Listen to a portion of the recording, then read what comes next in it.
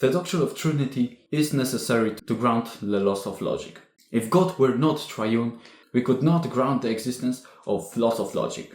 There are three fundamental laws of logic: the law of identity, the law of non-contradiction, and the law of excluded middle. Each of these laws is distinct from one another, but yet they are all in one synergy. They all create one logic. These laws are immutable, immaterial, and universal. They are absolute, normative, authoritative, and conceptual in nature. Each of these laws is distinct from the others, yet together they form a coherent and inseparable system. They cannot function in separation of one another, but exist in mutual relationship and unity. I believe the laws of logic reflect the nature of God, since they possess characteristics inherent to God's mind, to God's nature, to the divine mind. Their ultimate source must be God himself. Unity and plurality exist in the laws of logic, so the ground, the foundation of those laws must be God himself, and not only God, but must be God who is one and many, who is one in one sense and many in other sense. So the laws of logic point to God who is one in essence and three in persons. And which God is that? Of course, it's God of the Bible. Consequently, the Trinitarian concept of God provides the foundation for the existence of the laws of logic. Without that God, we couldn't ground our laws of logic. We couldn't explain why are they three in one sense and one in other sense.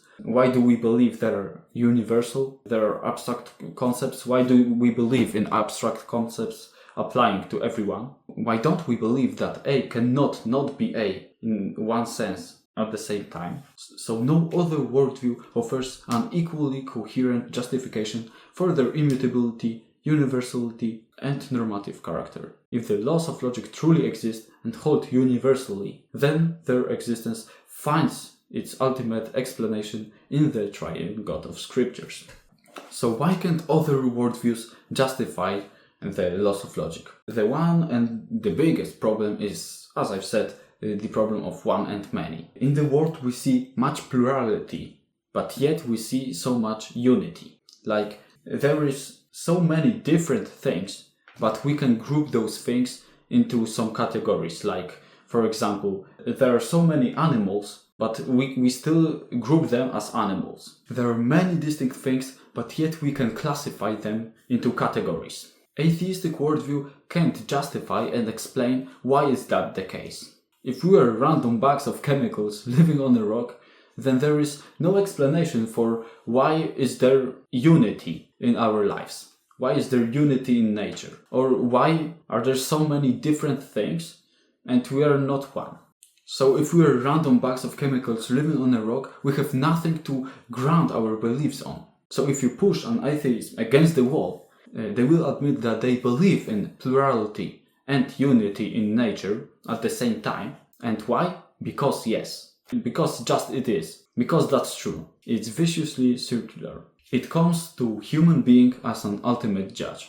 And as we all know, we are not all-knowing, we are all sinful, so that's not a good grounding for anything. What about a person who believes in one Unitarian God like Muslims? Can that God ground the plurality and singularity in the laws of logic? If everything was founded on a unipersonal God, there wouldn't be plurality and distinction. He couldn't ground the world we're living in, since there couldn't be me and you, because everything would be founded on singularity and oneness. Now I think you can see the pattern that looking on the opposite side of the spectrum, looking at polytheism, there is the same problem but reversed. Here, if there are many gods, they cannot account for integrity in the world. Then everything would be an absolute mess.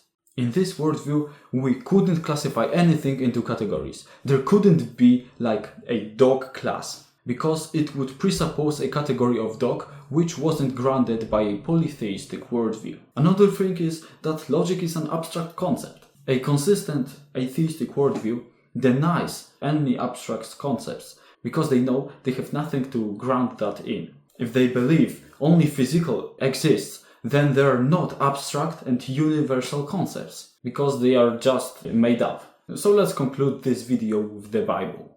Proverbs 1 verse 7 teaches, "The fear of Yahweh is the beginning of knowledge. Ignorant fools despise wisdom and discipline.